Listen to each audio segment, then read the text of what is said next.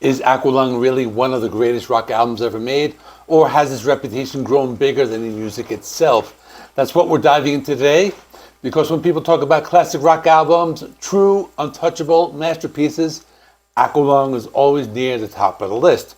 Released in 1971, often described as a landmark album, a defining moment not just for the band, but for progressive rock as a whole. But here's the question we're asking today. Does it actually live up to that level of praise? Or is this just one of those albums that's been carried by decades of reputation? Let's break it down. First, my personal history with the band, then I'll dive deeper into the topic at hand. Aqualung was the first Jethro Tull album that I ever listened to. I was only about 9 or 10 years old. My brother had a copy we used to listen to on our record player. Ever since then, I have been a fan, but this album holds a special place for me as it was my introduction to the band. The album is also celebrating 55 years as it was released on March 19th, 1971. So now let me get more into the story. By the time Aqualung came out, the band had already built a name for themselves, blending blues rock with more experimental elements. But this album is where things really expanded. The songwriting became more ambitious, the themes more serious, and the sound more dynamic. This is also the album most people associate with the band's identity, especially that mix of acoustic passages, heavier riffs, and the unmistakable presence of flute woven into rock music. And from the start, this album built a reputation. You see it on greatest albums of all time lists. You hear fans call it a masterpiece. Some even treat it like a concept album, even though that's been debated for years. So going into this, expectations are high. Let's start with the strengths, because there's a reason this album gets so much praise. Right out the gate, the title track Aqualung sets the tone.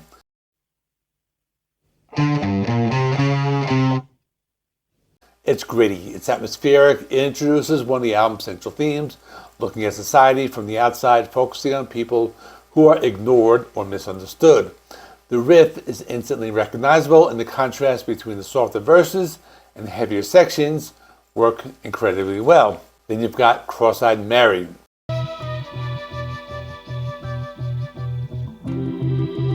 which keeps that energy going with a darker edge and a strong groove. And this is where the album really shines in its ability to shift between styles without completely losing its identity. We also have songs like Mother Goose and Wondering Aloud.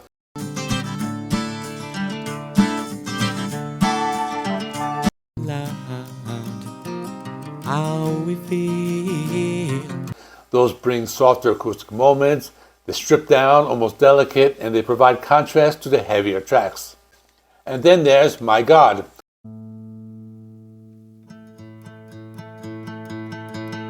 This is where the album really leans into its more ambitious side.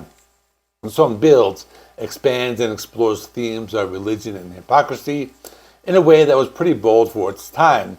The instrumental sections especially show how far the band is willing to push beyond traditional rock structures. Of course, you can't talk about the album without mentioning Locomotive Breath.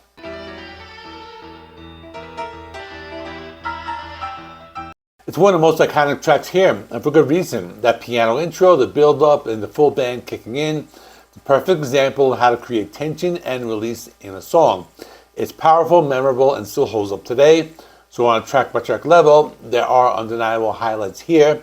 Songs that are absolutely deserve the praise they've gotten over the years, but this is where we shift. Because if we're asking whether Aqualung lives up to the hype, we can't just look at the highlights. We have to look at the album as a whole.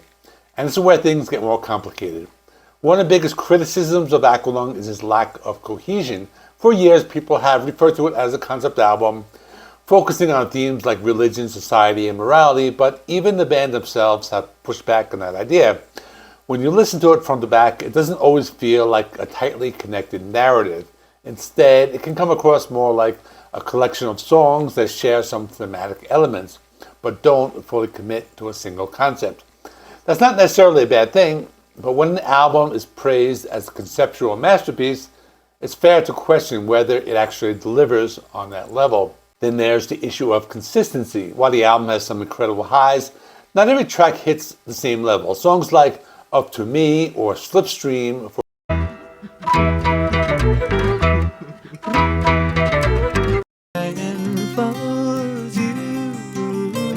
and the product, for example, aren't bad, but they don't carry the same weight or memorability as the standout tracks. They feel more like transitional pieces than essential moments, and on an album that's often called one of the greatest ever, even small dips in quality become more noticeable. Another point that often comes up is the production. Even members of the band have criticized the sound on the album over the years. Not necessarily bad, but it can feel a bit uneven. Some parts sound rich and full, while others feel thinner than you might expect from a record of this stature.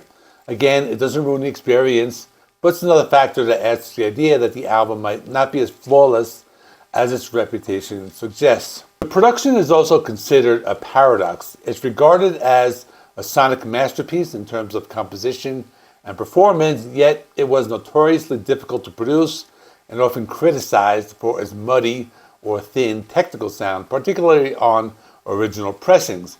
Ian Anderson has described the recording sessions at Island Records' new studios in London, which was a converted church. And he said it was difficult, noting that the acoustics were horrendous and the control room was dreadful. Steve Hoffman and other critics have cited tape stretching problems with the original session mixed-out masters, which resulted in multi-generation copies being used for many early pressings. Audiophile reviewers often characterize the original pressings as lacking both top-end crispness and deep bass, sometimes describing them as compressed or muffled. So where does that leave us? On one hand, Aqualung absolutely earns a lot of its praise. It's ambitious, it's creative, it takes risks, and at best, delivers songs that have stood the test of time for over 50 years. But on the other hand, it's not a perfect album. It's not as cohesive as some people claim. It has moments that don't quite reach the same level as its strongest tracks. And when you step back and look at the full picture, it feels more like a collection of great ideas than a fully unified masterpiece. And that brings us to the big question. Does Aqualung live up to the hype? The answer is yes, but with an asterisk. This is what I call a flawed masterpiece. The highs are so strong, so iconic, that they carry the album's legacy. Tracks like Aqualung, My God, Locomotive Breath aren't just good, they're essential listening. They define the album, and in many ways, they define the band. But the album as a whole doesn't quite reach that same level of perfection. It's not untouchable, it's not beyond criticism, and it's definitely not as cohesive as the concept album label might lead you to believe. What it is, though, is important. It's a snapshot of a band pushing their boundaries. It's an album that helped shape the direction of rock music at the time, and even with its flaws, it remains a powerful and influential record. And maybe that's the real takeaway. Sometimes an album doesn't have to be perfect to be great. Sometimes the ambition, the risks, and the standout moments are enough to secure its place in history. Aqualung isn't flawless, but it's memorable, impactful, and at best, incredible. Now I want to hear from you. Do you think Aqualung is a true masterpiece, or do you think it's a little overrated? Let me know in the comments. Check out my previous review of Aqualung. I did this for the 50th anniversary 5 years ago. Should be appearing on your screen right now. And if you enjoy breaking down classic albums like this, separating the hype from the reality, make sure to like the video and subscribe, because this is where we take a second look at the albums everyone talks about and find out if they really deserve it.